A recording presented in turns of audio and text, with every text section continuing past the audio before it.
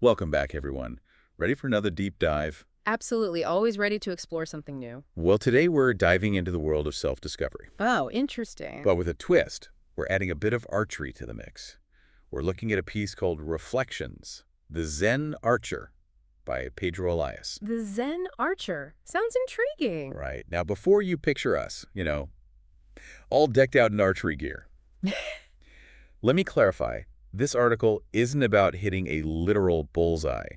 It's about something much deeper. I was hoping you'd say that. This piece, which, by the way, we found on a website filled with similar reflections on spirituality and new worldviews, I guess you could say. It uses this idea of the Zen archer to explore some pretty profound concepts, like surrendering to the flow of life and really discovering our true selves. Okay, I'm hooked. Tell me more. Oh, and there's even a hint of something bigger at play, like this idea that our inner journeys are somehow connected to a larger shift in consciousness. Yeah, we're diving deep today. I'm ready. So there's this one line from the article that really stuck with me. It goes, like the Zen archer, we will have one day to silence all our expression, living everything without tension, without a target and a time determined by ourselves. And then the soul will manifest itself with all its power. Wow. It's almost poetic, isn't it? It is. It's beautifully written, and it really gets to the heart of what Elias is trying to say. Okay. He's connecting this ancient image of the Zen archer to something we hear a lot about these days, mindfulness and non-attachment. Ah, I see where you're going with this. Think about it. The archer isn't laser-focused on the target, worried about hitting it perfectly. They're not caught up in the fear of missing or obsessing over the right time to shoot. Interesting. It's all about being fully present in each moment, trusting their intuition, and letting go of the need to control the outcome. So it's about finding that inner peace amidst all the chaos, accepting what is. Exactly, instead of clinging to how we think things should be. Which, let's be honest, is something we all do. Definitely. And Elias even talks about living without tension, which honestly sounds impossible. It is a tall order. But I could see how incredibly freeing that kind of surrender could be. Absolutely. And this theme, it's not unique to Elias. It resonates across so many different spiritual and philosophical traditions. Yeah, that's true. And it's not about being passive. I think some people might hear that and think, oh, so just give up. But that's not it at all. It's about consciously choosing to navigate life with intention, presence, and trust. That makes sense. And one thing that really stood out to me was Elias's focus on the heart. He calls it the only portal that compels us to open. I highlighted that line too. And he even talks about needing a deep and meaningful yes that comes from the heart. What are your thoughts on that emphasis on the heart? Seems like it's more than just a metaphor. You're right to pick up on that. It's crucial. The heart has always been deeply connected to our most authentic selves. In what way? Our intuition, our passions, love, compassion, they all stem from the heart. Okay, yeah. So when Elias talks about the heart as a portal, he's suggesting that to truly live a fulfilled life, we need to connect with those core parts of ourselves. Our passions, our intuition, that deeper sense of purpose, and that deep and meaningful yes you mentioned earlier. Yes. Is that about aligning with that purpose, that feeling deep down that tells us we're on the right path? Precisely. It's about listening to that inner voice, that gut feeling. It's about resonating with our purpose on a soul level, not just a practical one. I like that. And it's interesting because a little later in the article, Elias connects this inner work to something much, much bigger. Oh! He challenges us to become instruments of the evolutionary plan and to help birth a new Earth. Wow, he doesn't hold back, does he? He doesn't. It's like he's suggesting that our personal journeys of self-discovery aren't just about us, Right. but they're somehow linked to a larger transformation of society, even the world as a whole. That's a powerful idea. It's like he's saying all these internal shifts we're talking about, like opening our hearts, finding our true selves. It actually creates ripples that go way beyond just us as individuals. Yeah, it's all connected. And he even uses this phrase, New Earth, Right. which is a pretty big idea. It is a big vision. So I'm curious to hear more about your take on this. What does Elias see as the connection between our individual transformations and this larger shift, this new Earth?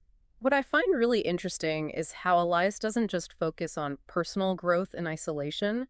He wants us to think about how interconnected we are. Okay. Like how our own journeys of self-discovery could lead to, well, a collective awakening. A collective awakening. I like that. Think about it. What if everyone embraced this Zen archer way of being? What do you mean? Less driven by ego, less fixated on results, more present, Yeah. How would that impact our relationships, our communities, everything? It's a nice thought. It is. But, to be honest, it also feels kind of abstract. How so? Well, we're not all living in those peaceful, bamboo forests shooting arrows all day. Right, right. So how do we actually bring this ancient wisdom into our modern lives? That's the million-dollar question, isn't it? It is. I mean, how can we actually be Zen archers, not just read about them?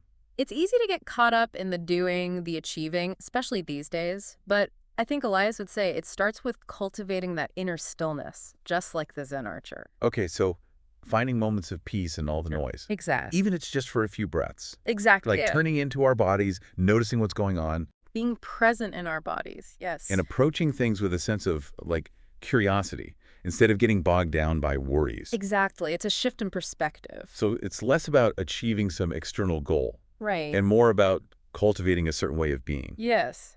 It's about embodying those qualities of presence, awareness in everything we do. Whether we're meditating or, I don't know, stuck in traffic even. Yes, exactly. Bringing that Zen archer focus to those everyday moments. Speaking of which, Yeah. you mentioned earlier this piece came from his book. Spiritual Reflections for a New World, yeah. Well, while you were talking, I was clicking around on his website. It seems like he has a ton of material exploring these ideas in even more detail. He does. It's a treasure trove of reflections like this one. So it seems like this deep dive is really just the tip of the iceberg. Definitely, just a starting point. It really does feel like that. Like we're just scratching the surface. It's like opening a door to a whole new way of seeing things. Exactly. And I think that's what's so valuable about diving into these kinds of reflections. They make us question everything, our assumptions, our understanding of ourselves, the world. It's about expanding our perspective. Yes, exactly. And speaking of new perspectives, I keep thinking about that last question Elias asks in the article. Which one? He asks, if you were to live your life as a Zen archer, what would that look like in your day-to-day experiences? Ooh, that's a good one. Right. He's really challenging us there to take this beautiful metaphor and actually live it. Yeah.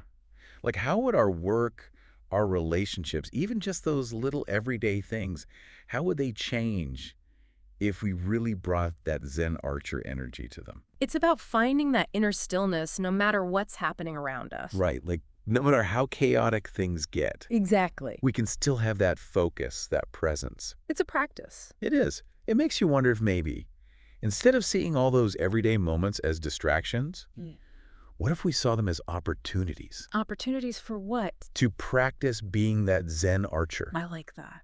Like life is our archery range. Yeah, we're practice grounds. Yeah, we're constantly refining our focus. It's a continual process, for sure. It is. And, Elias is very upfront about that. About it being an ongoing practice, this whole Zen archer thing. Especially with, life throwing curveballs and all. Yeah, there will always be challenges. Always. But honestly, after spending this time with you, talking about all this, I'm feeling pretty inspired to bring a little more of that Zen archer energy into my own life. Me too. It's definitely a journey worth taking. It is. And for our listeners, if you're feeling similarly inspired, we encourage you to check out Pedro Elias' article, Reflections, The Zen Archer. We'll link to it in the show notes, along with some of his other writings and talks, so you can dive even deeper into these ideas. There's a whole world of exploration out there. There really is. As always, thanks for joining us for another deep dive. Always a pleasure. Until next time, may you find your own unique way to embody the spirit of the Zen Archer.